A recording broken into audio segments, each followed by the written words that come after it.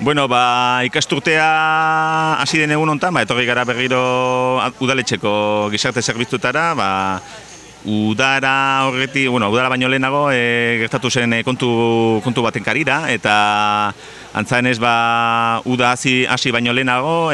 Barakaldoko hainbat gizarte eragileek eskatu zioten, nola bete eurek bazekitelako iturri honetik, Barakaldon baseudela 300 haur, ez zutenak errekurtsorik eta jateko beharrezkoa zutela eskola dagoen bitartean ematen den jantokitako janaria, eta segatik ez zuten gurutzetako eta larreako jantokiak zabalik usten udara bitartean. Udaletxeak ohikoa den bezala eta errekonozitzen zuen hori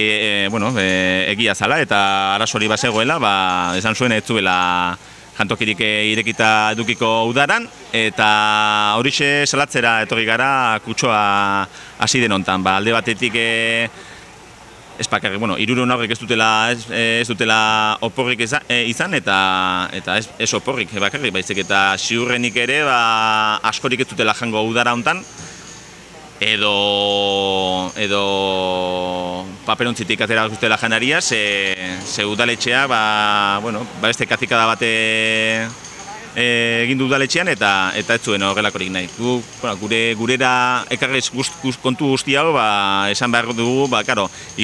horiek ez dutela janaririk, bere gurasoak errekurtsorik ez dutelako, eta bere gurasoek errekurtsorik ez dute, evidentemente, edo diru laguntzarik ez dutelako jaso.